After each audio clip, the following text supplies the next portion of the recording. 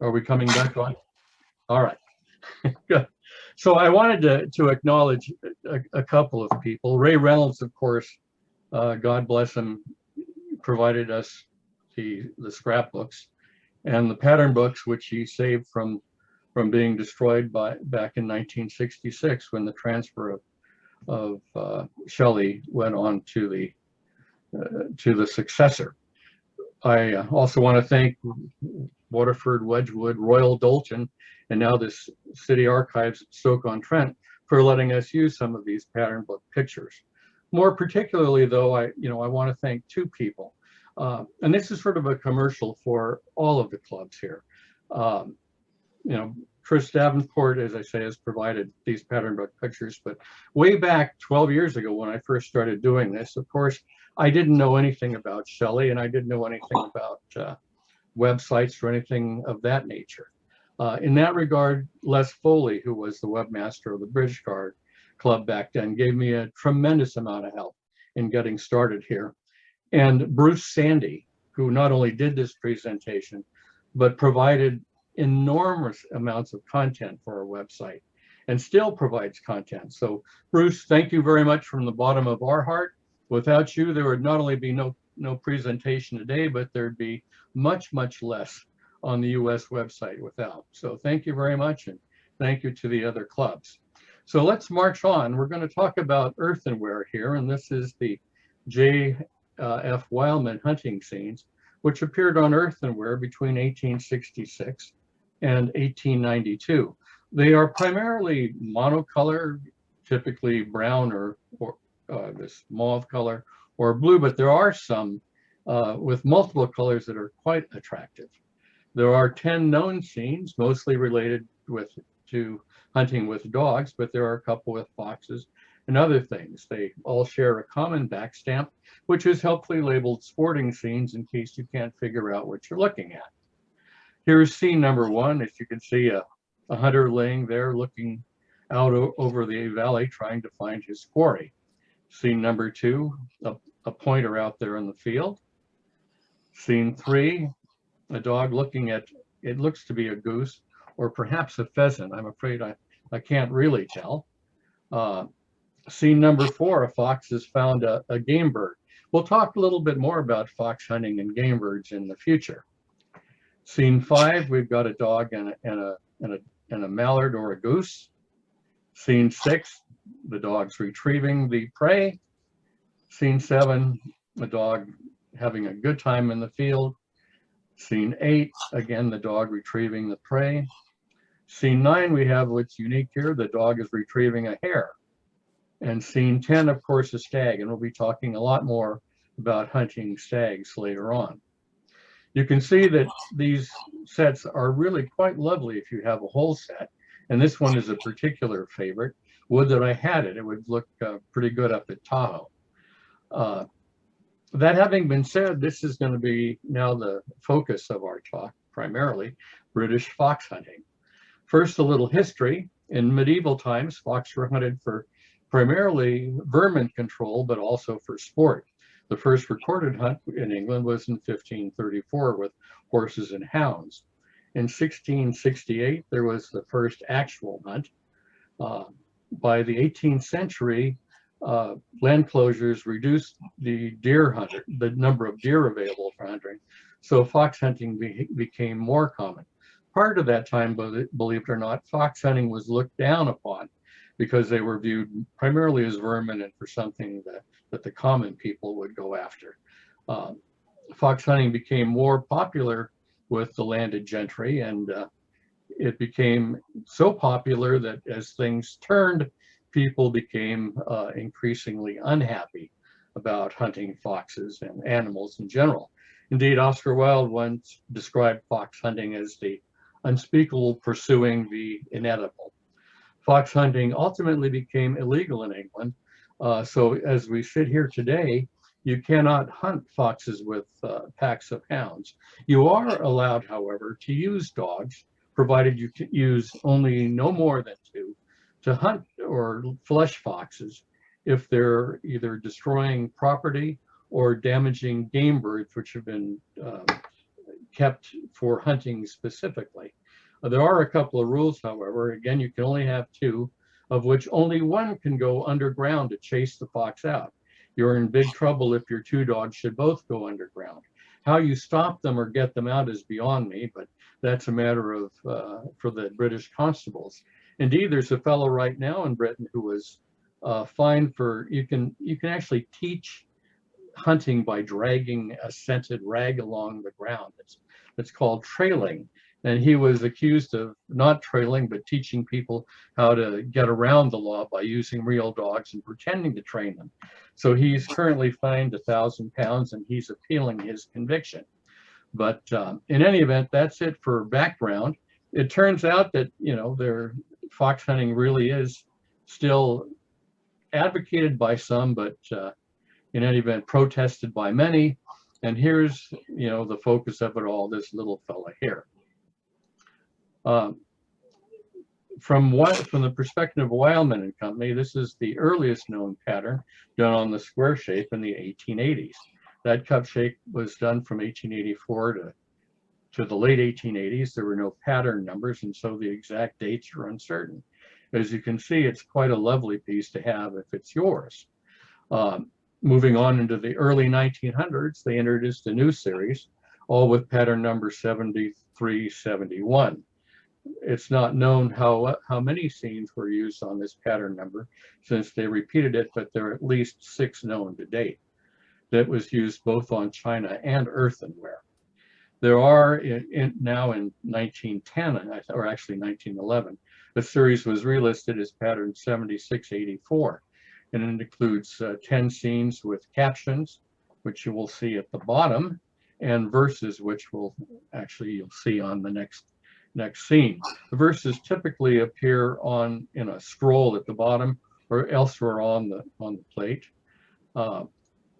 Here's a close example of the verses that were used. There's one poem with 3 stanzas, which I'll show you shortly. And here it is. The joyous huntsman winds his horn, calling his hounds at the break of dawn. Too eager they to brook delay, so over the hills and far away, tally-ho, hello. Hark away, away, over the mountains and hills their cry resounds from afar as onward they hie, tally-ho, hello. And these are repeated every now and then on the plates. Ray Reynolds actually saved a scrapbook from the dump bin back in 1966, and here's a page from that scrapbook. As you can see, the illustrations are quite vivid and quite attractive. In 1918, a specials pattern for Marshall Fields was created, and you can see the caption below the scene here, hoik hoik, ferret away. Here's the first scene, hark away, away. I'll let you read it. This actually has a second color variation. You'll notice that the woman is riding side saddle. Here she is riding side saddle again, but with a slightly different outfit. So this is the one color variation of this scene that is known. Here's scene number 2. And it's funny, I'm looking at this, and when I first saw this many years ago, I couldn't figure out what the devil that meant. And we'll come up to that in just a moment again. This is scene number 4 as they're chasing the foxes. Here they are, we're still chasing, and you'll see in a number of these fox themed things, there's always someone who's fallen off his horse or had trouble. In this case, the horse shied away because of a fallen hat in the stream. Here we are, the death scene. In that case, we have the hounds seizing and actually eating the fox, unfortunately. That happens to be the actual call that's blown when the fox has been cornered and eaten by the hounds. Here's they're chasing the fox again in scene 7. Oh, we missed scene 9. Again, an unhorsed rider, which happens apparently frequently. chasing the fox away. This particular scene is used mostly on the backs of ware. And the last scene, forward, forward, and away they're chasing again. Oh, as you can see, the lithos appear on a number of wares. They're all quite attractive, and they make for a great collection, particularly in your hunting lodge if you should happen to have one. Here's another example, again, all on earthenware. And moving along to the 1950s, we have a specials pattern on Ovid. The cups, what we call out here a farmer's cup or a breakfast cup. It's somewhat larger in diameter. Here in latter day, there are some latter day scenes, of which I happen to have one here. Let's see if I can show that to you. There we go. They're nice enough cups. They have a post-war back stamp, but they're more cartoonish, and I don't think anywhere near as detailed and nice to have as the earlier scenes. And that just for the now takes care of fox hunting. The next scenes are British falconry. A little history on that, of course. Falconry goes back to the earliest of times. Indeed, if you were to go to ancient Egypt, the Egyptian god Thoth was actually a falcon. Falcon hunting was just a huge success throughout the ages and quite complicated. It came to Britain probably around 850 AD, and when the Normans privatized the land, falconry was restricted to the upper classes. They employed falconers who would train and look after their birds. With the spread of firearms, hunting took over falconry, and that began the gradual decline of falconry because of the effort involved in taking care of and training the birds. It became, oddly enough, particularly popular in England during the 16th century as a result of writings by this man.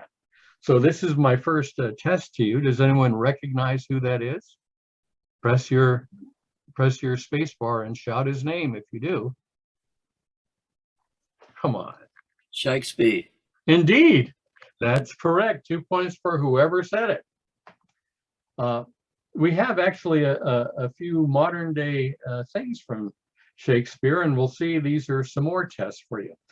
This may be a little hard to see on your screen, but if you look right here, the bird has some food in its mouth, but it's not eating, which is really odd for a falcon. Generally, they'll scarf down whatever they have, but sometimes they get full, and that's the genesis of the modern expression, which is, anybody know? Fed up. So that's the first Shakespearean colloquialism. Oh, let's go back. Here we have a falconer wearing his glove, and you'll notice he's got his thumb up and he's about to take the bird. Okay. He's putting it, let's see, right here. Does anybody recognize what that expression might be? Thumbs up? Under your thumb. Next up, here's the falcon with his eyes covered. Does that ring a bell for anyone? How about hoodwinked? All right. Next, here we have the falcon on the falconer's hand. Falconer's got the jesses under his thumb. He brings it down, wraps it around like this. Does that ring a bell for anyone? How about wrapped around your little finger? Aha. And last but not least, this one's hard to tell. Basically, that's an older bird that's just about at the end of its useful life, called a haggard or an old hag. And so much for Shakespearean technology on falconry. There are only 2 scenes known with falcon hunting. They appear usually with a scenic border, both sharing the pattern number 7682. They were entered in the earthenware pattern book around 1911. examples are rare, and so presumably the series was not very popular. Personally, I think they're great scenes. In any event, here's the first scene. You can see the nobleman holding the falcon and his servant carrying the other falcons on a carrying frame.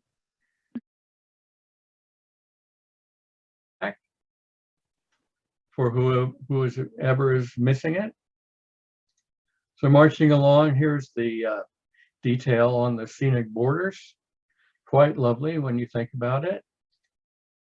The two scenes, here's, jumped ahead. Let's try again. Scene 2 is chasing a magpie. Can I go back? Here's a jug with scene 2. Sorry, this thing has gotten confused. There we go. And now we're going to deer stalking. Stalking, as the term implies, is doing it on foot. Believe it or not, deer were hunted on horseback as well, and I'll talk about that in a while. But right now, that actually is the horn call for hunting deer on horseback. It's very rare and seldom heard for obvious reasons. Trying to chase a deer on horseback, I think, is not only difficult, but probably hazardous to your health. In Scotland, wild red deer have been hunted for centuries. And believe it or not, even at modern times now, very much like in the United States, we have states that are actually using this as a business. Hunters are guided by local experts called gillies, and stalking continues, they say, to this very day, if only in order to control the numbers. There are a series of 6 caption pictures of deer stalking, which were introduced in 1910 on earthenware. They are all humorous. They bear the same pattern number, 7667, and have the same border. They also have the 1910 to 1916 Shelley late Foley backstamp, which is an indication that the series probably had a short life. Why that is beyond me, because frankly, they're quite attractive. Here is the pattern book pictures saved by Ray Reynolds when he retrieved that scrapbook. Actually, this is the scrapbook picture, not pattern book pictures, when he retrieved the scrapbook from the dumpster at the back of the Shelley factory in 1966. Here's the first scene, and they start for the hills in gleeful anticipation. We've got our fat British gentry riding his horse up the side of the hill while the noble Scotsmen walk alongside him, helping him find his quarry. Of course, he's unsteady on his feet and can't barely traverse the stream, but finally manages the gumption to cross following his Scottish guide. He's so tuckered out that he damn near falls asleep, but he's also in danger of sneezing while the prey approach, as he's huddled down there in the heather.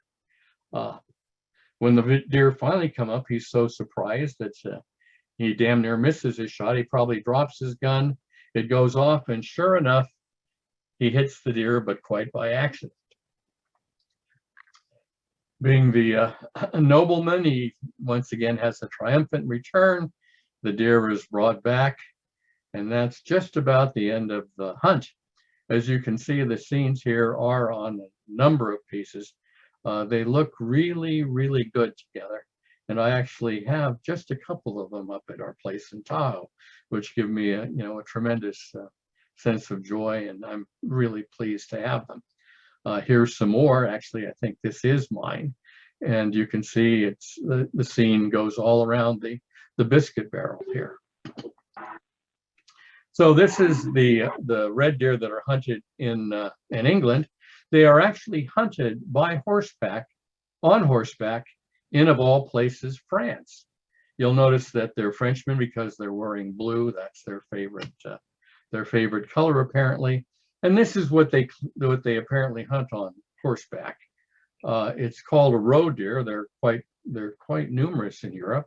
They don't look all that good. And as I say, this is what we Scotsmen hunt in England. There is quite a bit of difference here. And so much for hunting. We now move on to being hunted, the Micklewright game bird series. In the late 1890s and early 1900s, there were dessert services with large serving pieces. And since you weren't actually cutting, there was no real need to necessarily worry about scuffing up the centerpieces. And so it turns out that Wileman and Company commissioned Micklewright to do a number of game bird series. You can see the beautiful artwork here on the center of the plate and the absolutely stunning borders here. They appeared on decorations from about 1902 to 1905. And they, as I say, they have a number of beautiful borders, and this one an etched border, which is really, for me, of tremendous interest. As some of you know, I worked for Hewlett-Packard for nearly 30 years. And of course, we used to do a lot of printed circuit work. And the way that's accomplished is you put a photoresist down on top of the substrate, fire the E-beam there, and etch the surface of the silicone wafer. That's the precursor to that process is how they did etched borders on plates. They would put a resist on the etching, and then that resist would be taken off and buffed, and you'd get a very highly polished surface. So you get something that looks quite like this. It's quite attractive, very hard to do, and very expensive.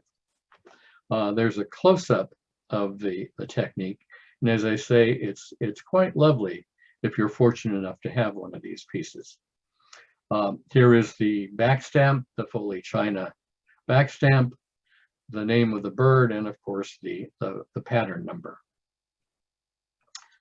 Here's scene number one, the black cock, the curlew, the mallard, the partridge. Here's an example in the partridge in the pattern book for entry 7534. Close-up of the pattern book with the detailed instructions. Pheasant, plover, prairie chicken from North America, ptarmigan, which actually in Alaska are pure white during the winter time, the snipe, the teal, the wood pigeon, the woodcock, and finally, that's the end. I better blow the horn to call the horses back, and I will bid adieu to all of you and say a fond farewell, and I will turn this over to Bruce to answer questions because he knows a damn sight more about this than I do. So thank you for listening.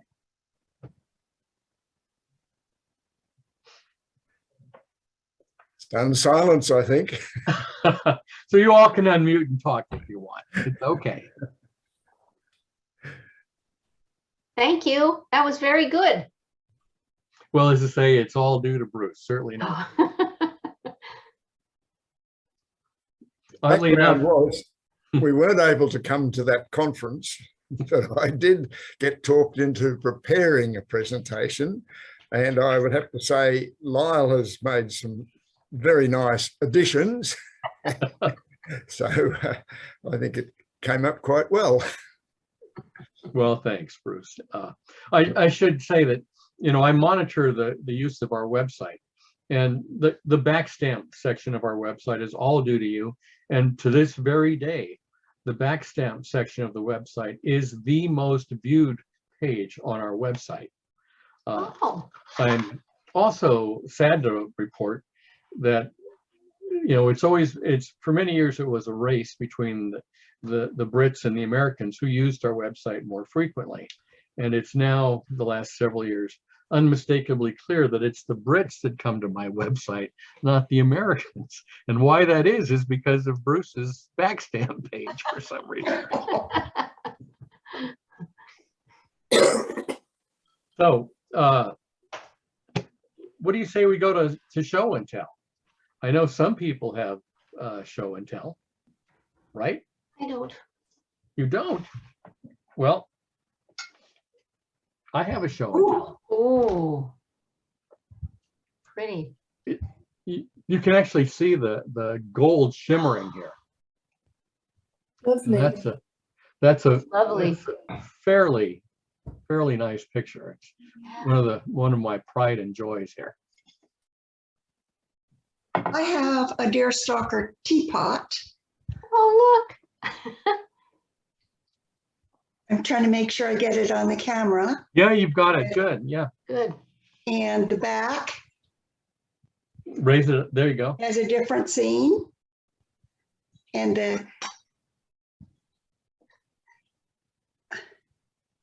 trying to figure out how best to show the lid. Hmm.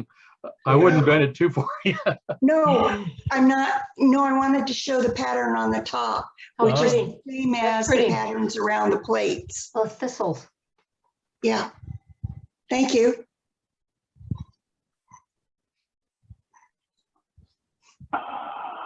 Does anyone else have an example to show? Yeah, I do. I've got one or two, or several in fact. Jerry? That's There's right. a fairly unusual candlestick. This is from the deer stalking series. Two different scenes. One little addition, little bit of information. On these, you said that some of them are quite comical. This one, it actually says at the end, don't forget the right way around. No. Yeah. Yes, having inadvertently killed the first stag is made free of the forest. And what they used to do, and maybe they still do, is when the huntsman makes his first kill, they take a little of the blood, and if you can see on there, they actually mark his face, a bit like a red Indian with sort of stripes on the cheek. Oh. Oh, wow. And the other thing with a lot of the handles, they actually put little red splodges on it, which again represents the blood. Wow. So that's a quite large, not loving cup, I mean a three-handled cup with three of the scenes going around it. So, little contribution. A great one indeed, Jerry. Thank you. Lyle, Chris Davenport. If I hold this up, if you can tell me, if you can see that, can you see that? Yes, we can. That is the original. That is the original artwork for the falconry. Wow. Ah. It's if I go close in, you can see that the huntsman, and he's got the frame with him, and the following huntsman, the following man. That's a scene where he has the man is walking with the frame and the hawk with his hood on. When you can see these close up, these actually do have notations on them to tell you the colour sheet, to tell you what the different colours are. So that's the first one. And the second one is the piece of where you had your horseman with the hawk chasing the magpie. Mhm. Again, that's the original artwork, which is there along with it, and again has the same notes on it regarding what the colour should be and where they should be placed, sort of thing. That's tremendous, Chris. Thank you. Lyle, Yes. if you can see, Oh, that'd be we great. have only one falconry scene, but that is the one with the man, you know, with the servant carrying the frame and the hawks and so on. That's extraordinary. But we also own those 12 Micklewright plates, which came from America, originally from an auction site. So they're around the world, but I presume that they did quite a bit of for the American market, because they included prairie chicks, which are, I gather, a game bird from In North America. Yeah. in North America. So let's see. Glennis, do you have something? You'll have to unmute. We have a trio in the square shape with the hunting scenes on. Oh, the original square shape one. Wow. There's that one, and then that one, Oh, huh. that one, and that one, and then there's the one in the center. Wow. And that, Gladys, your trio is where the original pictures came from. okay. Doesn't have a pattern number. RD number. It's got an RD number, but no pattern number. So that's The what we've got. RD number would have been for the cup shape. Yes. Yeah. And then there's the cup and the saucer. So yeah, Okay. thank you. So Bruce, do you have something? Well, the plate I held up, but we do have Ooh. well, we've got all of these hunting scenes on different pieces, but that one is probably one of the nicer ones, and we have a number of these hunting scenes on different bits, but this one's from the small china vase and pot series, and this one, of course, is another one of the jugs that was originally called a quaint jug, but then changed name later to a Mayer jug. Mm-hmm. That's good. Bruce Tell, I think you have your hand up. Yes, I'm probably one of the only people, I don't know, who as a child I lived on a farm and we used to go fox hunting. So this is in the 70s and 80s in the UK. So it was part of the farming tradition, very much in the winter. And you're right with the what they call the blooding, which is when the animal is killed, that the novice would have that on their forehead, and it was quite a thing when you were a youngster for that to occur. Obviously, the rules have changed nowadays, the laws. The what you referred to earlier is now called drag hunting, which is where a scent is laid for the hounds to follow. And there's also something called trial or trail hunting, which is where a person actually acts as the fox with a scent, and then the hounds or the rest of the hunt will then follow him after a certain amount of time. And obviously, you can imagine you have a very fit cross-country runner who can run for many miles, being followed by a pack of hounds. But so.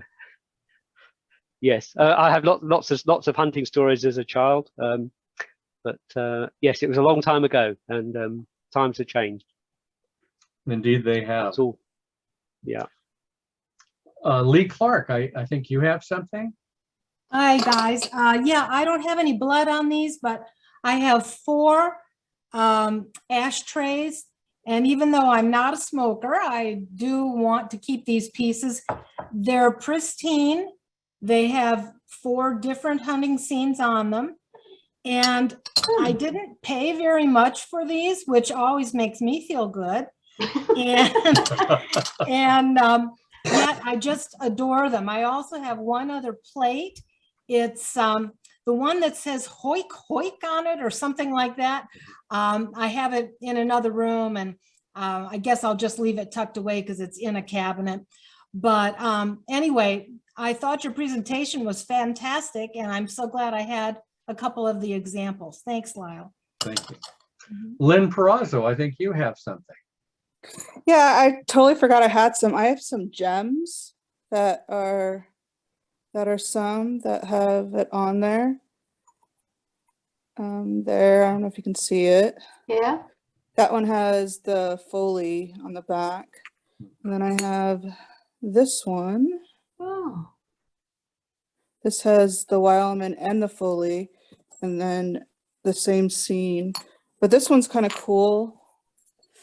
The front has this scene on it, and then the back has that scene on it. And that one has the Wileman back stamp. the Foley's on it. So it's kind of cool. I think I got this from an auction. Who knows what, when, where. Quite lovely, nevertheless. Thank you. See, Bobby, do you have something? You know, I do, but it's actually not Wileman, Shelley. It's the only hunting scene I have, and it's Sadler. Oh, So it's just sort of a large mug or a very small pitcher. But I really liked it just because I used to ride as a kid. I did the equestrian and jumping, no hunting, foxes though, in New York. And on the back, it has a little riding hat, a horn, and a piece of a rein. I don't know if you can see that too well. yes, we I do. thought it was cute, but it is I collect chintz, but this was just adorable, so I had to have it. Mhm. I can understand your feeling. So let's see, is there anybody else that has something? Hi, Lyle. Oh, hi. Okay. What do you have, Olwen? Is it a test? It's a cake plate Oh, how pretty. with, I'm not sure that I'd want to eat sandwiches off a hunting plate.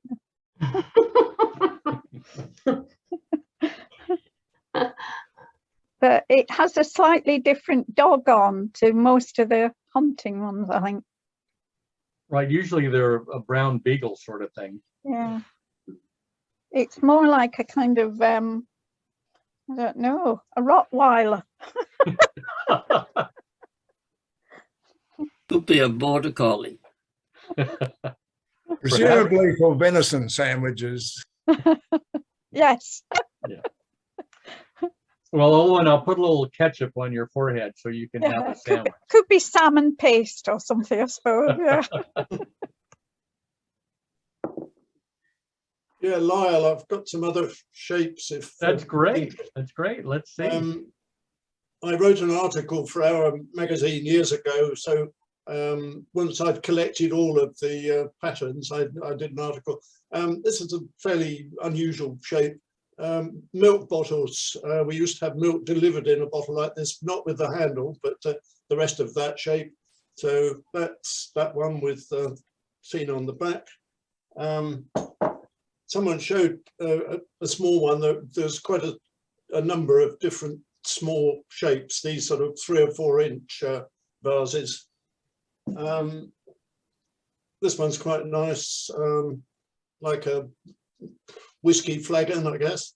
This is the kill at the end. They're all really quite nasty scenes when you think about it.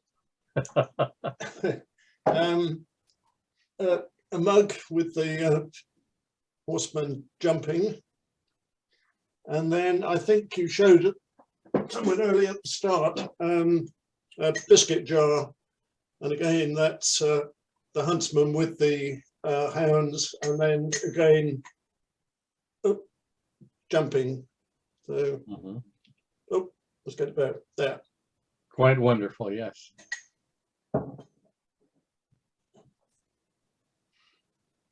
Okay. So does anyone else have something for show and tell? Right. Well, Lynn, I guess I'll turn this over to you then, and I'll thank you all for listening. Thank you all for joining us. It's been absolutely wonderful. Thank you very much, Lyle, for making that presentation. We really, really enjoyed it.